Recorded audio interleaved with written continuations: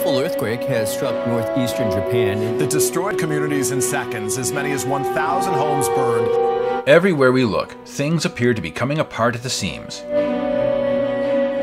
Political tensions, civil upheaval, natural disasters, concern over governmental powers restricting personal freedoms. Every human effort that has ever been attempted at making a utopian society has ultimately failed. And now it appears as though we are on the verge of repeating that same course again. Is all of this pointing to something bigger? If so, then what? In a time of uncertainty, we can look to the Bible for answers. Join us now, as in the Scriptures, in association with the ministry It Is Written, as we bring you the series Revelation Today, The Great Reset, coming to you from Murphy, North Carolina.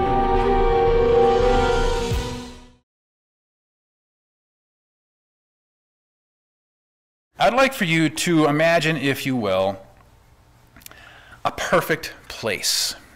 Some place, some destination where maybe you have been to, or maybe where you would want to go sometime. Something that in the back of your mind, this place that I could go to would be paradise, heaven on earth, as we say. I know that there are people even around here, this is a very beautiful place to be.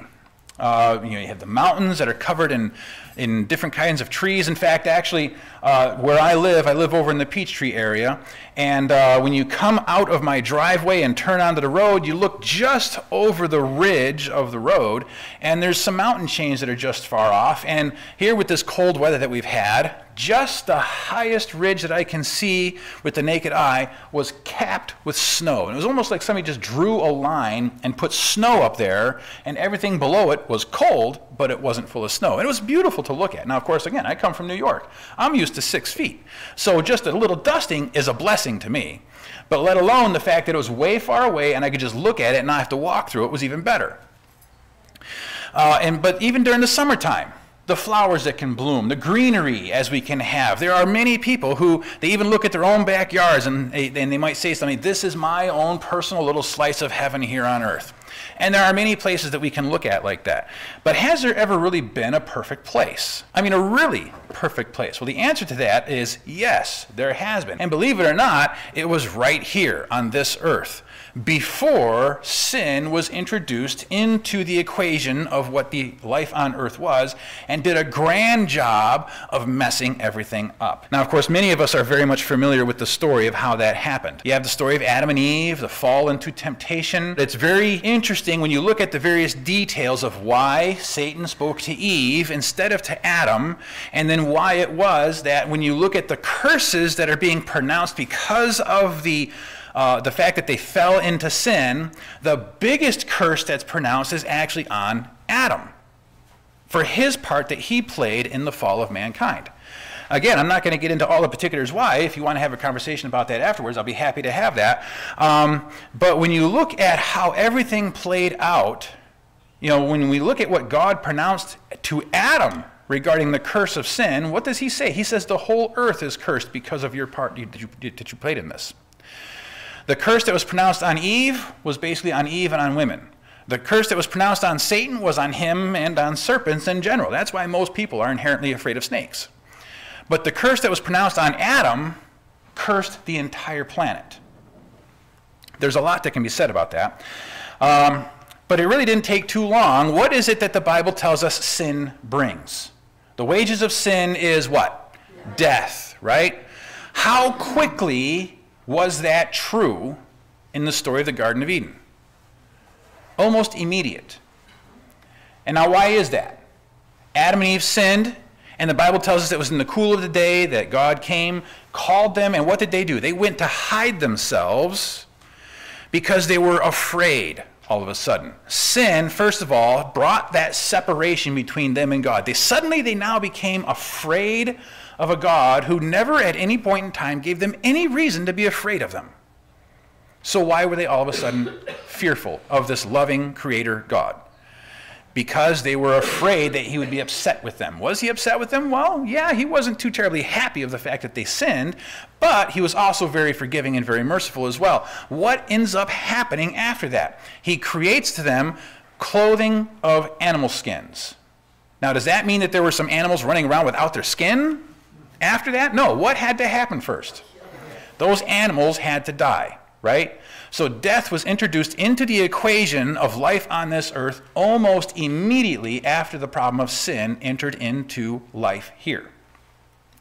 Now we go down a few years, in fact it's about 1700 years, and the problem of sin gets pretty big and pretty bad to the point that God says, I'm going to have to wipe this all out and start all over, but again, I'm going to be merciful. And the Bible tells us that Noah found grace in the eyes of the Lord, and he used Noah to build this ark to allow anybody who was willing to receive the deliverance that God was giving them from this coming flood to be able to board that ark and be spared. But how many people took that opportunity? It ended up being just 8. Noah and his own family. Nobody else took it seriously enough. Now, of course, the Bible tells us that it never rained on the earth prior to this. So you can imagine, here's Noah building this ark. We have no idea where he was building it, but we can certainly imagine that it was nowhere near a body of water. And people could mock him and berate him for building this huge boat in the middle of nowhere, claiming that there would be something that was going to happen that had never happened before. Just think about something like this in contemporary contexts. It's hard to imagine something that hasn't ever happened before because so much has happened. But just think, if somebody is building something to prepare for something that has never happened, how do we typically think of individuals like that? We think they've kind of lost their marbles, right? Their cheese done slipped off the cracker. But here we have this situation where that is exactly what happened. And you can imagine how people would be mocking Noah through all of this until the first raindrop falls. Now, all of a sudden, this mocking that was going on, and incidentally, what is the detail about Noah and his family? That they were brought into the ark, the animals were brought into the ark, the door was shut for 7 days before anything happened. Suddenly, the raindrops start falling. Now, all of a sudden, people start taking everything that Noah had been saying seriously. Imagine what would have been going through Noah's mind for that moment, where people, you can imagine running to that ark to find the door shut, banging on it. Let us in, let us in, let us in. We believe you now, but Noah couldn't do anything about it. He wasn't the one who shut the door, and he's not the one who opens the door either. Okay? So in this whole mess, I can just imagine Noah saying, oh, if only I could open the door. I would love to spare some of these people, but he's powerless to do anything about it. Now imagine how he would feel once that banging on the door stops. Okay? There's a lot of things that I really don't think we take too seriously when we consider the stories within the Bible about what's really happening. I mean, just think again, Adam and Eve when they fell and the animal skins that they were wearing. What does the Bible tell us? What was Adam's part in the creation? He had a part in the creation. That was what? To name the animals, right? Now, as far as what the actual physical names was that he gave them, we can only guess at. Okay, maybe he used the word rhinoceros or hippopotamus or horse or whatever it may have been. Many of the words that we use kind of come from the languages that we have used over time. But he certainly wasn't naming them Fred and Charlie and Bob. It wasn't anything like that. But just think about that. The animals that were killed to then create robes of skin for them, what's the likelihood that these were the very animals that he named? Think of your own context. Those of you who might have pets, something you have done that your pet has to pay the price. Kind of puts it into a bit of a different perspective. But this whole issue has continued to slide downhill ever since then. And there have been innumerable ways in which we have found to degrade ourselves and to degrade each other. 2 of the 3 top 10 most visited websites in the world right now are pornography, which does nothing but degrade anybody and everybody who's involved in it, let alone any other websites that you think of. And you can think of how it is that the world has become riddled with violence in so many different ways. Sickness, terrorism, depression, suicide numbers are way up. There is all kinds of ways that are affecting us that do nothing but pull people down. Most of the reason that people get into a point where suicide seems the only way out anymore is because they have lost hope. There's nothing quite like being in a situation where you cannot see a better way forward.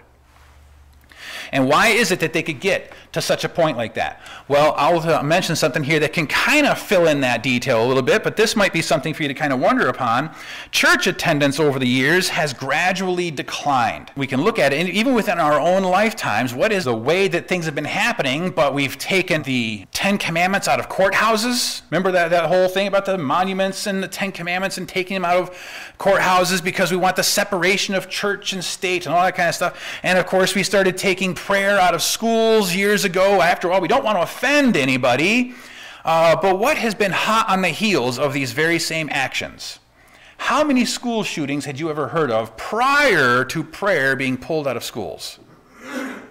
Can anybody remember that? I know there's got to be somebody here who was alive before that whole issue of taking prayer out of schools. How many school shootings did you ever hear of prior to that? You didn't. What have you heard of since then? There has been a lot of tragedies that have been happening in schools, and not just in schools, because the whole idea of trying to take God out of the public eye has been so prevalent that it's widespread, and it happens in minuscule ways. For example, I remember some different books that I had been reading, history of different things, fairly recent publications, and you read the dates on certain things, okay? For example, instead of BC, how many of you have ever seen BCE? Okay, I remember the first time I said that, I was like, what exactly does BCE mean? Does it say before Christ existed? But then instead of AD, they use CE. Have you ever seen that? Do you know what those mean? AD is an acronym for the Latin terms Anno Domini, year of our Lord. Okay? CE is another acronym simply meaning common era. And BCE, what is BC? Before Christ, right? AD doesn't mean after death, by the way. I just want to make sure, because then we have a gap of like 30 years where there's no time, okay?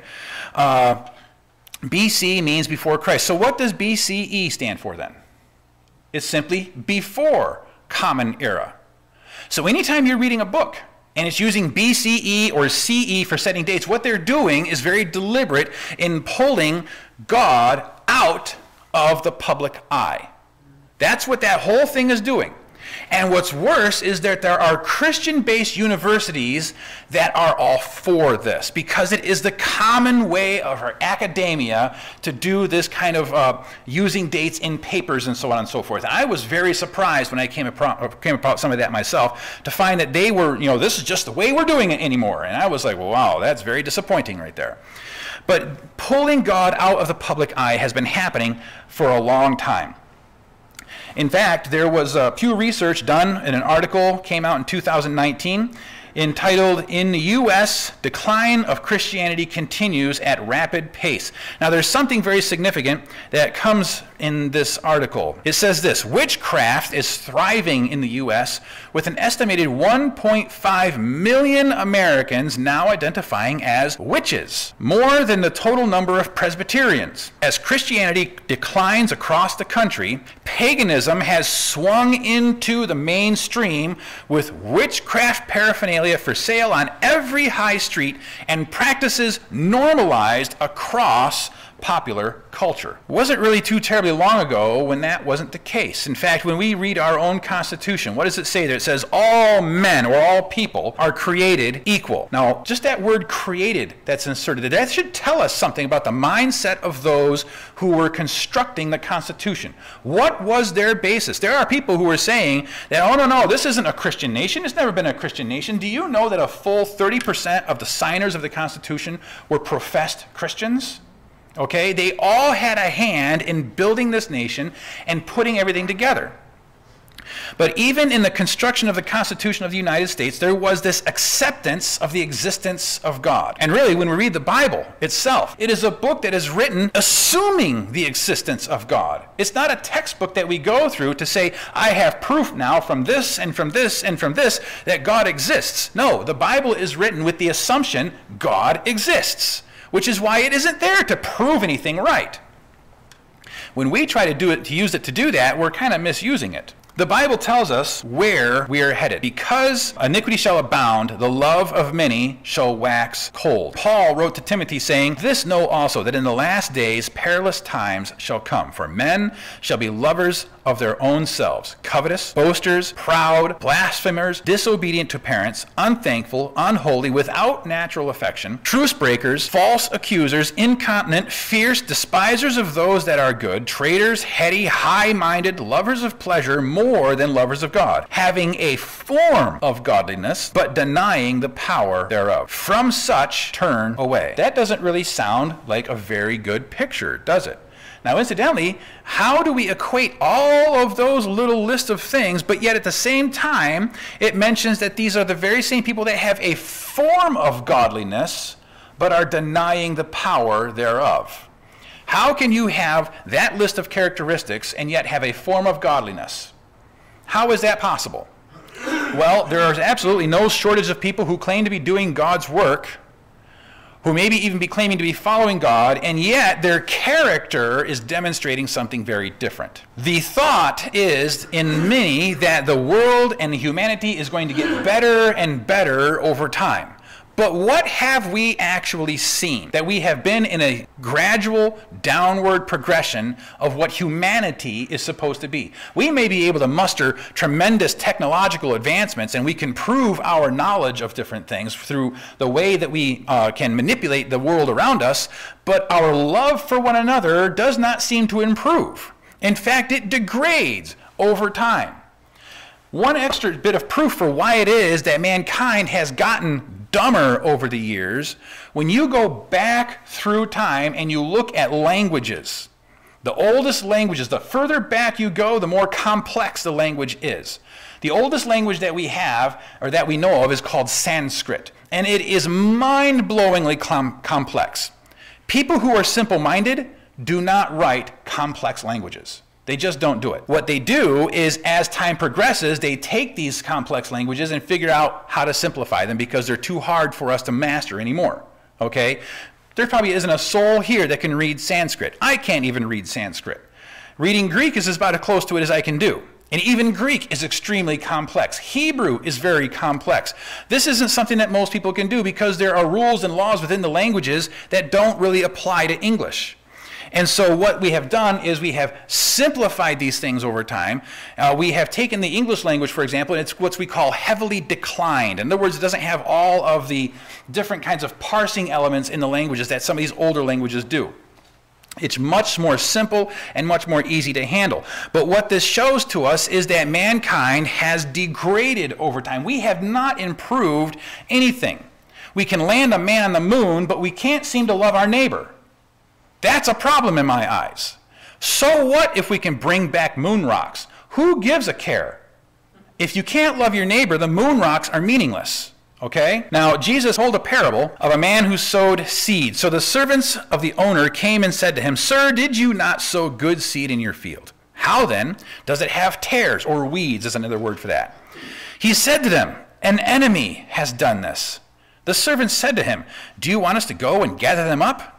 But he said, "No, lest while you gather up the tares, you also uproot the wheat with them. Let both grow together until the harvest.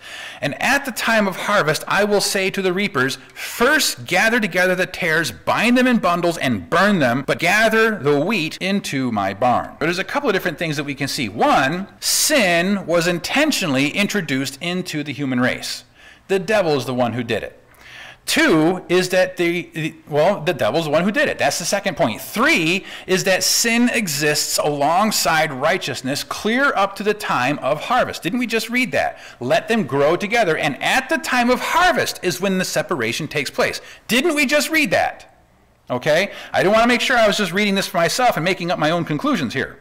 Fourth is that there is going to be a day of harvest. A harvest of sin, indicating that sin would be growing to maturity, but then also gathered and burned, while the righteous are gathered into the barn. Two different places to go. The development of sin, the growth of sin, would continue to happen alongside the growth of righteousness as well. There is no time when people would just gradually become better. Everything that we have seen throughout the course of humanity, throughout the course of history, even in our own context, anytime you start backing off on the barriers of what creates confinements for how people are supposed to behave, nobody improves themselves. What they do is just gradually get worse, isn't it? We've seen this whole thing of, this cry of defund the police. And then there's police departments that are cut dramatically in the amount of people and the resources they have at their disposal. And have any of those places where this has happened suddenly become better? What do we see? We see people trying to get out. Because they haven't gotten better, they've gotten worse. Why? Because we are really good at letting our own human nature shine through when there's nobody there to keep us in check. What's that old saying? When the cat is away, what happens? The mice will play, right? That's what ends up happening. So let's take this to its logical conclusion. We're going to see something here in the book of Revelation. And I stood upon the sand of the sea and saw a beast rise up out of the sea, having 7 heads and 10 horns, and upon his horns 10 crowns, and upon his heads the name of blasphemy. And the beast which I saw was like a leopard, and his feet were as the feet of a bear, and his mouth as the mouth of a lion. And the dragon gave him his power, his seat, and great authority. And I saw one of his heads as it were wounded to death, and his deadly wound was healed. And all the world wondered after the beast. And they worshipped the dragon, which gave power unto the beast. And they worshipped the beast, saying, Who is like unto the beast, and who is able to make war with him? And if we jump just a few verses down, and all that dwell upon the earth shall worship him, whose names are not written in the book of life of the Lamb, slain from the foundation of the world. So if you've ever asked yourself where it is that we're headed, this text kind of gives you an answer for that. What was it? We looked at a little bit earlier today. What was it that Satan was coveting? Worship, right? He wants to be worshipped, right? Now, here's the thing that we have to keep in mind. The core of idolatry is selfishness, okay? That's the core of idolatry, is selfishness. We just recently finished a study through the book of Isaiah, and that's what we saw come up over and over again. Idolatry was the big issue that was addressed in the book of Isaiah, turning from idolatry, but people just wouldn't do it. And as a result, the Babylonians came and seized and destroyed Jerusalem, okay?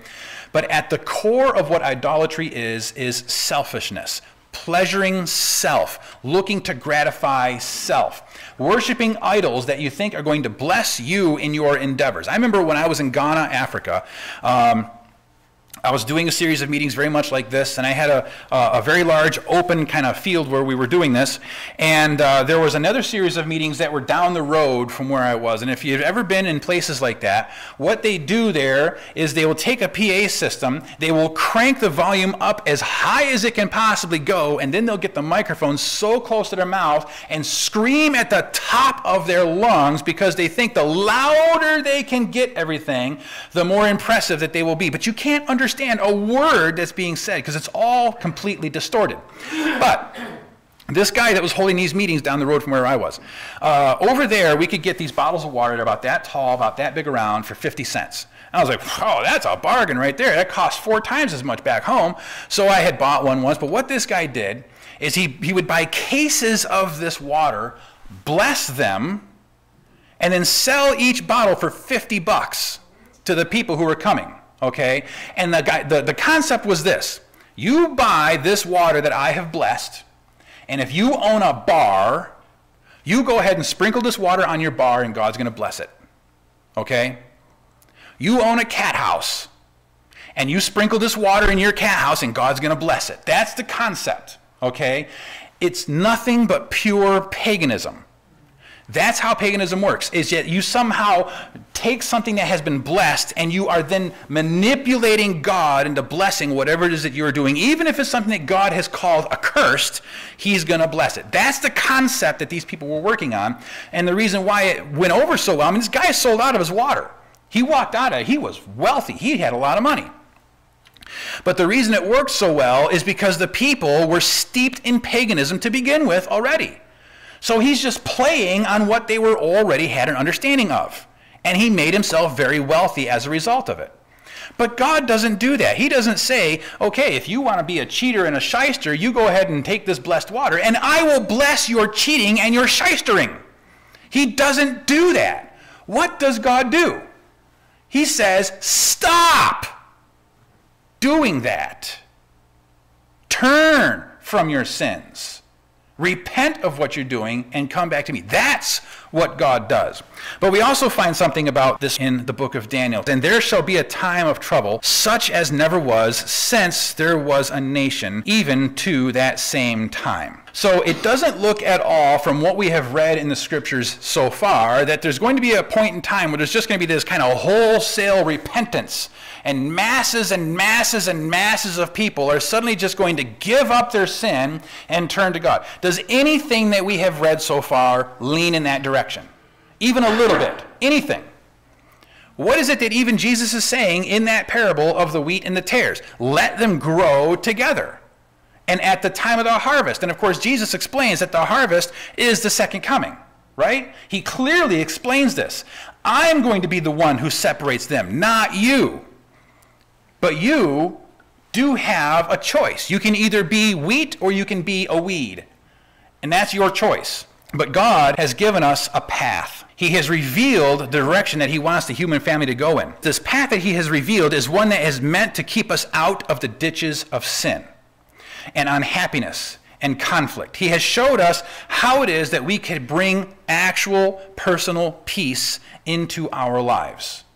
Would you like to see how that happens? It starts in the book of Exodus. And God spoke all these words, saying, I am the Lord your God, who brought you out of the land of Egypt, out of the house of bondage. Now, before I go any further, there's a point I want to make here. This text that I have shown somebody in the past, and actually a relative text that's very closely related to this one as well, that uses that same kind of out of the house of Egypt, out of the house of bondage kind of phrasing. And the person said, well, I was never taken out of Egypt, so this doesn't apply to me. Well, let me ask you something. Have you ever been stuck in the house of bondage? Ever? And let's take this on a broader scale. From God's perspective, what are we in bondage to? Sin. All of us are born into this mess of sin. Every single one of us are born into a house of bondage to sin. There's a reason why it is that God took a nation, the nation of Israel, that was birthed in slavery, and brought them out to bring them to a point of the land of Canaan. There's a reason why God chose to do it that way rather than to take some other nation that was already grand and powerful and convert them instead. Do you understand what I'm getting at? Now, what is it that follows? Thou shalt have no other gods before me. This is telling us that God wants loyalty and commitment. That's what he's calling for. Thou shalt not make unto thee any graven images. Thou shalt not bow down thyself to them, nor serve them. Idolatry is a very real thing, but it isn't limited to image worship. You can also throw in whatever it is that brings you self-gratification. Okay? Anything can fill that void. It can be what you're looking at online. It can be the books you read. It can be the television that you watch. It can be food. It can be this long list of things. And I know somebody just said, oh, I can't believe he just said that. But it's true. Anything that we use to fill in the void for self-gratification can become idolatry because the core of idolatry is selfishness. Proceeding into the next verse, it says, thou shalt not take the name of the Lord thy God in vain. God's name, friends, is holy. And when we take the name of Christ upon ourselves and then we don't behave like Christ, we have taken the name of Christ in vain, in emptiness. Okay? Does that make sense? It's not just using the name of God in a cuss word kind of form. It's taking the name of Christ upon yourself and then not behaving like Christ. Remember the Sabbath day to keep it holy. The God of the Bible wants to spend time with his creation. There's nothing quite like spending time, quality time, with the one that you claim to love or the one who loves you. This time that he wants to spend is something that is meant to be a blessing. It is meant to bring joy and happiness into our lives. It has a purpose. And it goes on. Honor thy father and thy mother. What does this tell us? Family is important to God.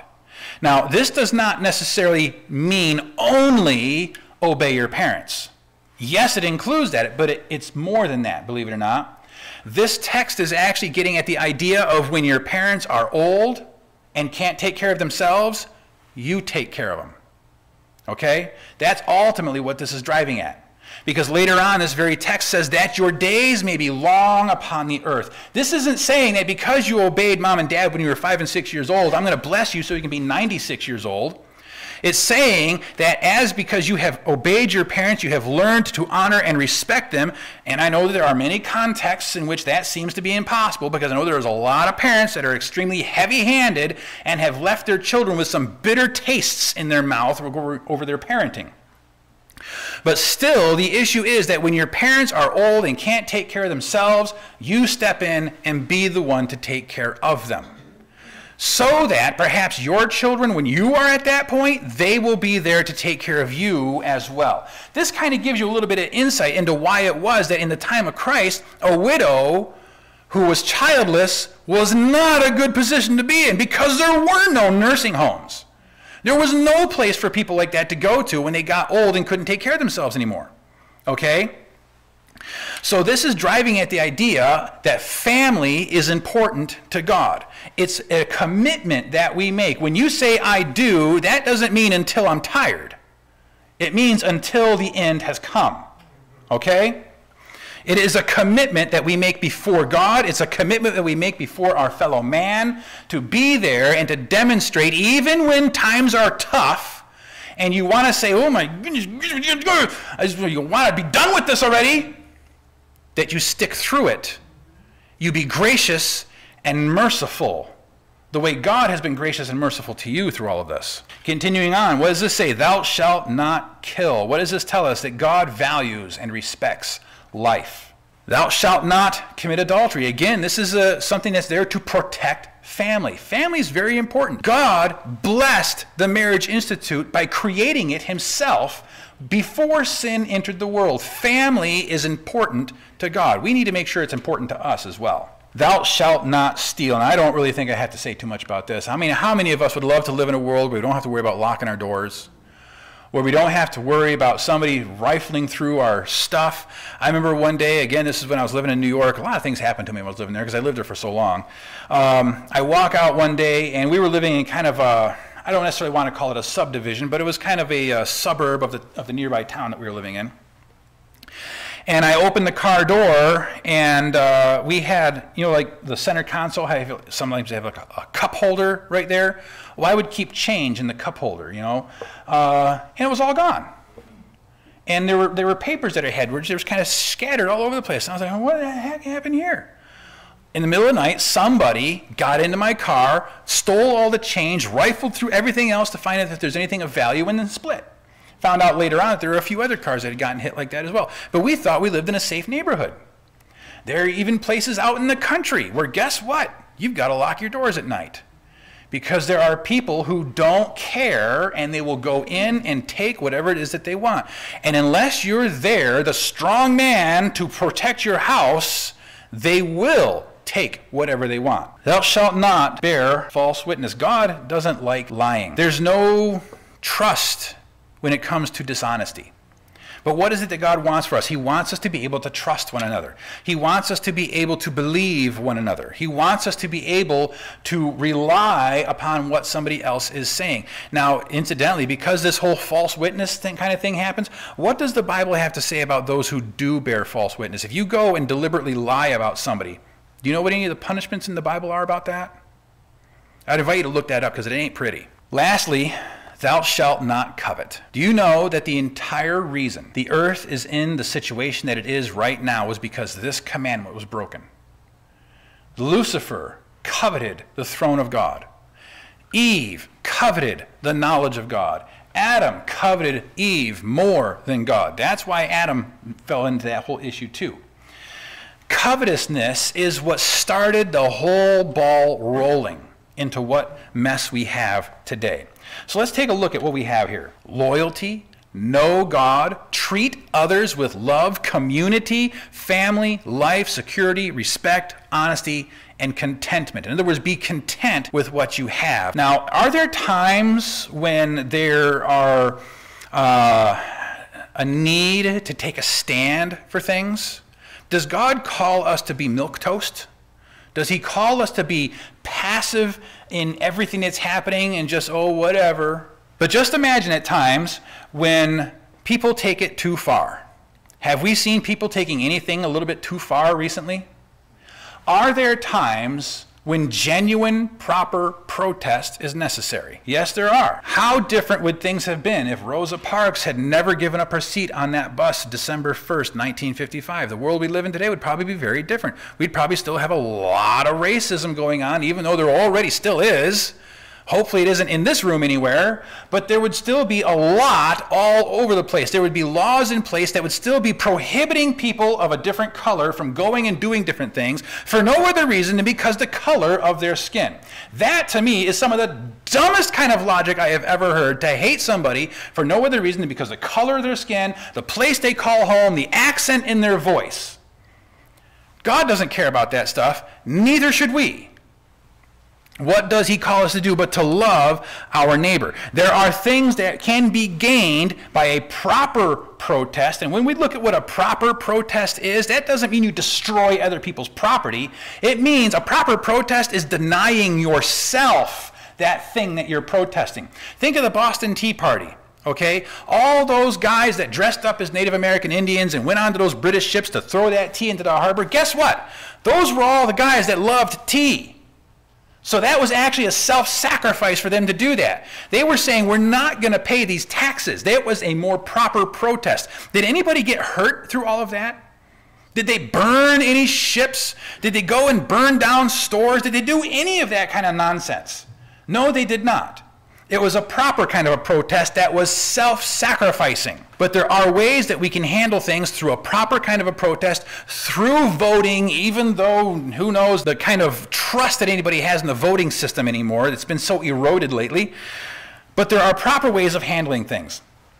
But if we think that the terrible state of affairs in this world is going to be resolved by politics or by civil or economic means, then we are out of step with the Bible, because there's no politician, policy, or party that's going to correct everything for us. That's not going to happen.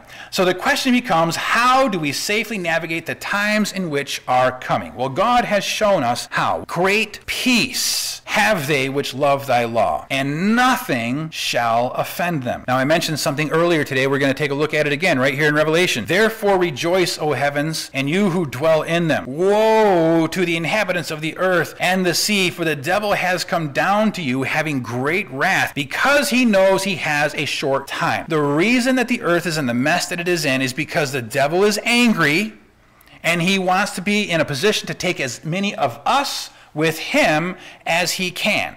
That's why he works so hard at the things that he works at. We're concerned about the future, about the things that we see going on in the world around us, but it doesn't really fill us with much hope when we see the direction that things are moving in. So who really knows how this is going to end? We've talked about that a bit. In fact, our first evening we were together, we looked at Daniel chapter 2. And what was this prophecy detailing? But it tells us 4 great nations that would arise and fall, and eventually the eroding away of that last Roman Empire into what we call the nations of Europe. And in the days of these kings, the God of heaven and earth would strike and set up a kingdom which shall never pass away and shall never be left to another people. So what is the answer to the world's woes? Is it a political agenda? Is it the person that we elect into sort of the presidency? Is it anybody else, a senator or a congressman or any? Are those the answers? They never have been. They never will be. What is the answer? It is the kingdom that God establishes. And it's not just what reigns in our hearts, but it's when the true fulfillment of that kingdom comes and the curse of sin is eradicated.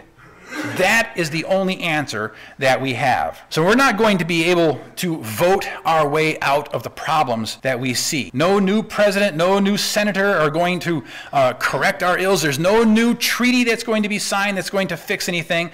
The fact of the matter is, we as people are all broken, and that which is broken cannot fix that which is broken.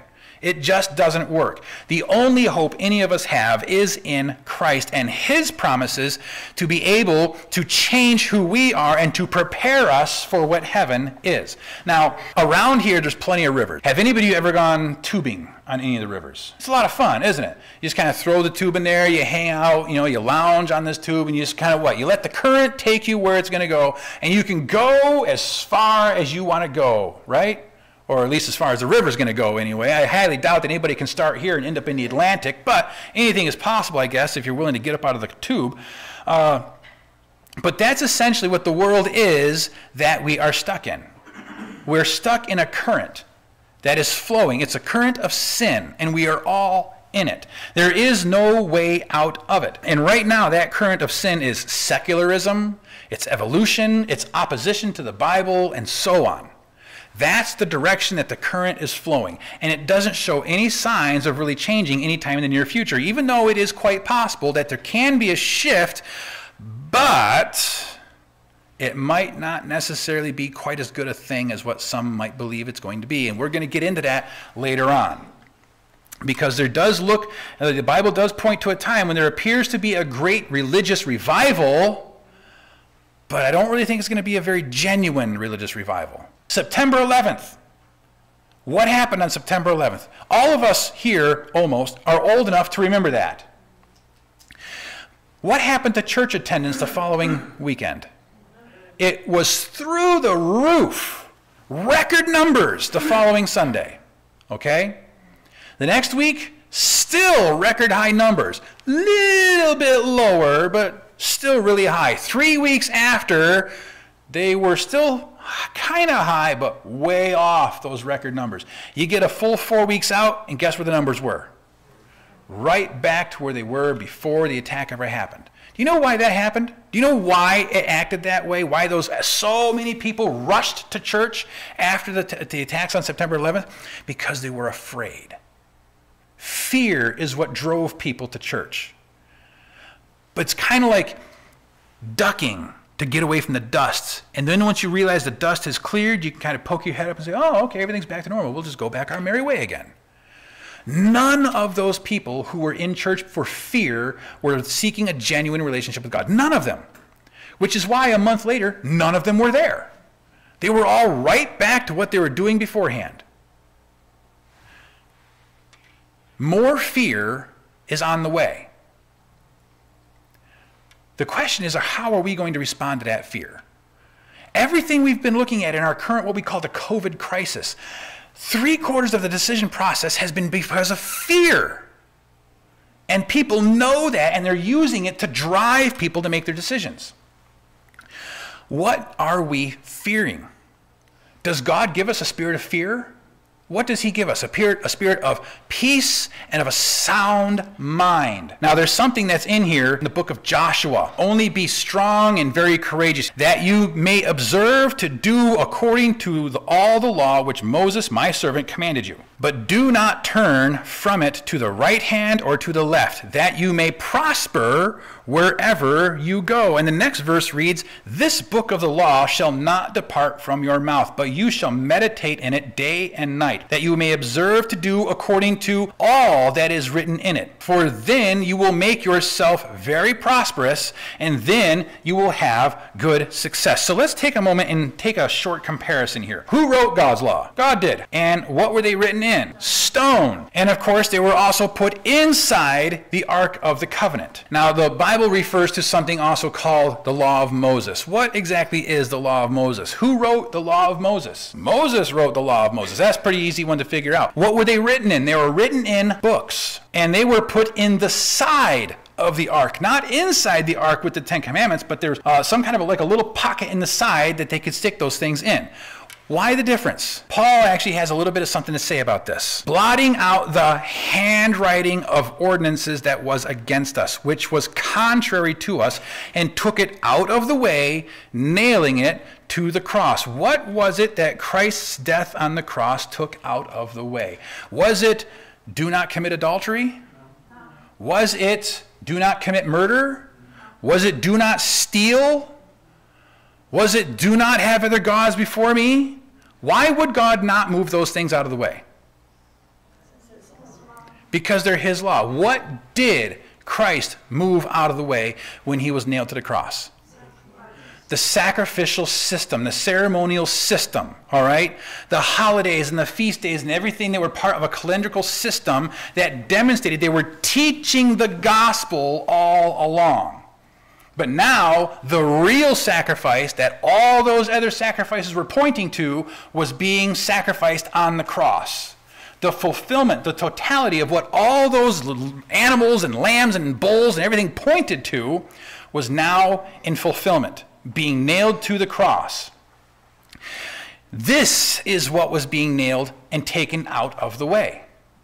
Why is it that in the book of Acts, there's about a half a dozen places in the book of Acts where we can see Paul continuing to keep the Sabbath for years after the fact, and not just with Jewish people, but with Gentiles as well. Over and over and over again, we see this.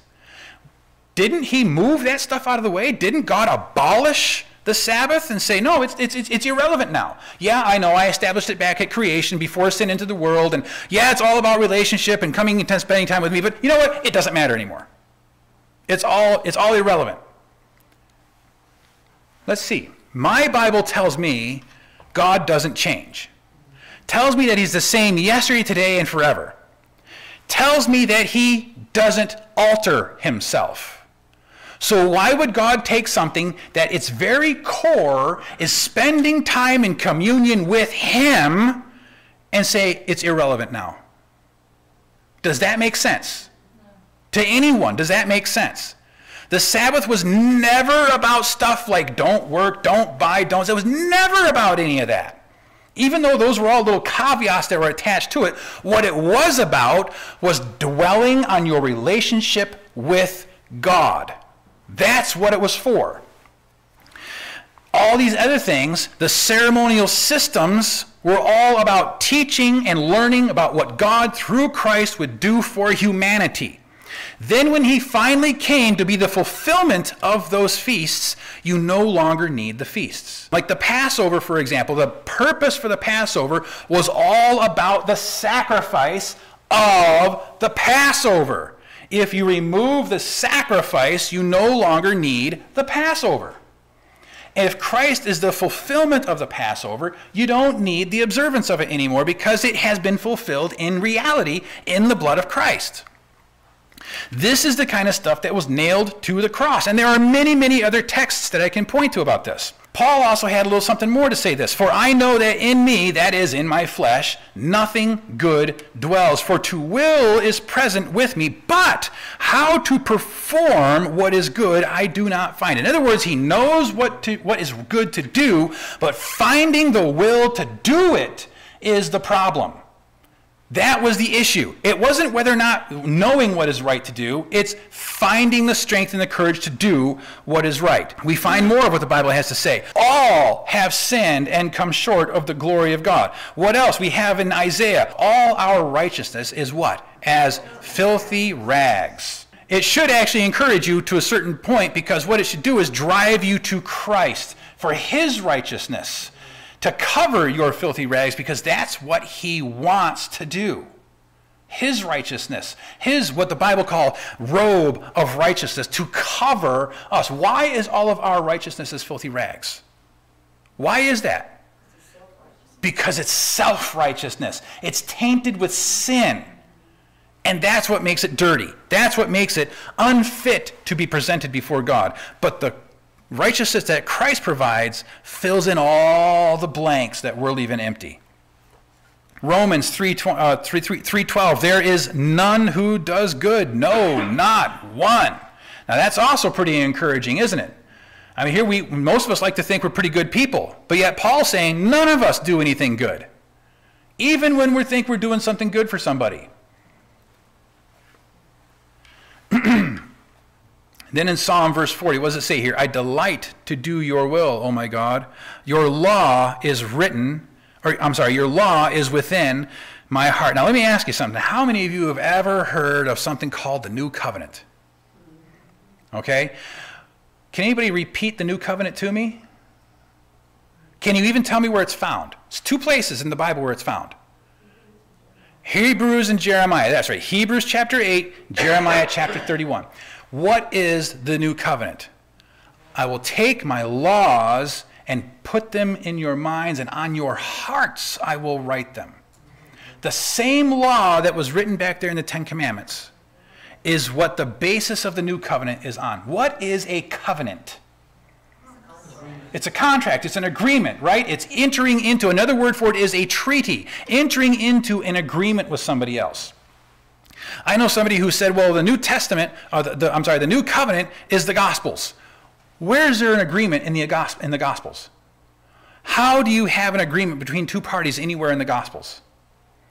The agreement is that when we enter into a relationship with God, God enters into an agreement with us as well. And that is that we will obey, that we will follow, we will do as you are instructing. The Old Covenant, what's the Old Covenant? Now this is where most people say it was the law. The law was the Old Covenant. Again, where was the agreement? If a covenant is an agreement, where is the agreement in the law? Well, it's very simple. Exodus chapter 19, when Moses tells us how he goes up to Mount Sinai, he receives the law, and he comes back down. You know, the next chapter is what records what those 10 commandments are. But when he comes back down and talks to the people, it says, this is what God has said. The people say, all that the Lord has said, we will do. That's the agreement. And then when we read about it in Hebrews, there's a little thing that's put in there that says, finding fault with them. Who's the them? Is it the statutes of the law, or is it the people? It was the people that was having fault found with. Why? Because they couldn't keep their word. That's the problem. The new covenant is taking those same standards, and now it's God saying, I'm the one who's going to keep the promise. It's my promise, not yours, because you aren't strong enough to do it, but I am. And that's where we all say, praise the Lord, because that means that the promise of salvation is as sure as the promises that God can give. All right? But then what else do we find here? Paul has more to say about this. He who has begun a good work in you will complete it until the day of Jesus Christ. So if we're going to take the time to make a stand and say, I'm going to follow God all the way, although I'm not really sure how this is going to shape up, friends, God can give you the strength to do what you can't. Now, I have a lot more stories that I can share, and I'm going to share those. I'm going to save those for another time. But man, they are some whoppers, some tremendous stories, personal stories, stories from family members, stories from around the world for different things, to show how it is that when you take a stand for God, God takes a stand for you. Okay? But we have more, continuing on in Philippians. For it is God who works in you. What does this say? You know, Paul was saying I know what it is to do what is right, but to find the strength to do it, that's the problem that I have. What is it that Paul says here now? For it is God who works in you both to will and to do for his good pleasure. So it is the work of God that happens in our hearts. It's not our own work that makes any of this happen. None of us can stand before God at any point in time and say, I have earned the right to be here. Any one of us have the chance to stand before God on our own merits. And if you want to, you can, but it ain't going to go well. I can tell you that right now. The only chance you have is to stand on the merits of Christ, to have him standing there with you, to be your advocate and your intercessor. That's the only chance that any of us have. James ends up calling the 10 Commandments the law of liberty. You take some time to read how James refers to that law of liberty, and you realize he's talking about the 10 Commandments here. Okay? The law of liberty. What does that mean? How can the 10 Commandments be a law of liberty? Because it sets you free from the curse of sin. That's why. If you follow what's in the 10 Commandments, guess what? You're not going to be sinning. I don't know if you realize that or not. Okay? And again, it isn't something that we muster our own strength to do. I'm going to do this when it kills me. Okay? That's not how it works. We have to surrender our lives to the will of God. Now, we looked earlier today about a group of people who were called the remnant. Do you remember how we talked about those earlier today? This is talking about the exact same people in Revelation chapter 14. Here is the patience of the saints. Here are those, read this with me, who keep the commandments of God and the faith of Jesus. Now, I'm not the one who's making up this criteria. I'm not the one who's typing this up, just making things up off the top of my head. These are the words of God. He's the one who's setting the standard, not me, nor anybody else. The question that we have is, if we want to fit the standards that God has, then we have a choice to make. Will we actually fit the standards He has set, or will we try to make up our own standards? That isn't going to work. John also had something else to write here. What does it say? 1 John 3:4 says, sin is the transgression of the law. Now, this is written some 60 years after the crucifixion, and John is still holding to this idea that the law seems to be pretty important. After all, sin is the transgression of the law. But yet there is great hope in all of this. For God so loved the world that He gave His only begotten Son, that whosoever believeth in Him should not perish, but have everlasting life. Now, there's a lot of little tidbits that I can pull out of this text, that I'm just going to focus on one or two right now. The whole issue of Christ coming. I know that there are people who say, we're going to hate the Jews because they killed Christ and all that kind of stuff. Well, I got news for you. Christ came to die. That was His purpose, so that we could have salvation. Okay? So for us to then say, we're going to hate the Jews for blah, blah, blah, X, Y, Z, whatever we want to do, that is opposed to what God has called us to do. It isn't to hate anybody. It's to love our neighbors, right? Even the ones we don't like very much. Okay? God calls us into a relationship of love with those around us because He wants us to demonstrate who and what He is. And what is it the Bible says God is? Love, right? And He has demonstrated what love looks like by giving of Himself so that we can have what we cannot attain on our own.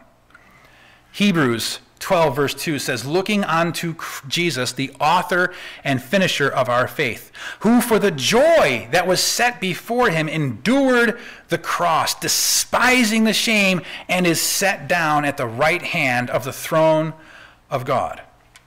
We're looking ahead at some pretty serious crises to come into this world, and God says, allow me to safely guide you through the turmoil that's on the way. Allow me to be your guide through the stormy waters.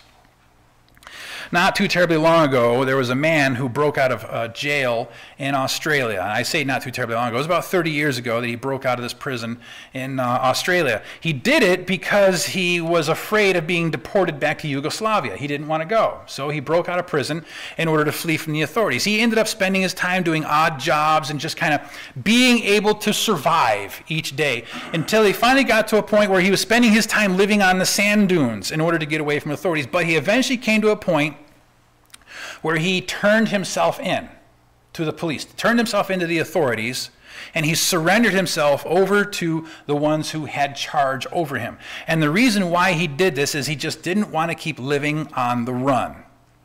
Now, as for whether or not he was actually ever deported to Yugoslavia, I don't know. But I can tell you what is also true about this individual is he doesn't have to live looking over his shoulder anymore, because he finally surrendered.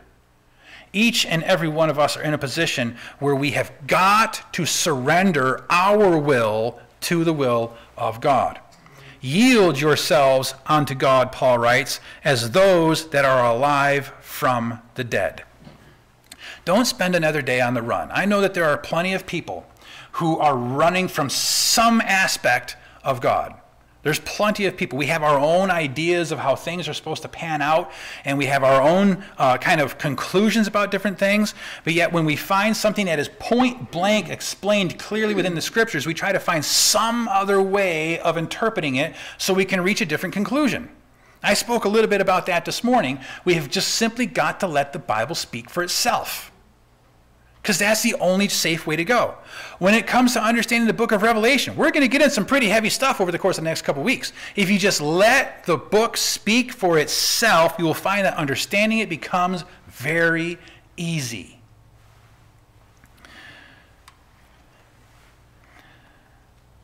Tonight, I'm going to ask you to consider your relationship with God. Where does it stand right now? Are you confident that when this scene appears, that you will be one of those who will hear the words, "Well done, thou good and faithful servant"? If you're not sure, then let's take the time and do something about that tonight. As we bow our heads in prayer, what we're going to do is we're going to ask for God to be real and to be near, and to let's make sure we enter into a new covenant relationship. Let's ask God to write his law on our hearts. Shall we do that together? Let's pray.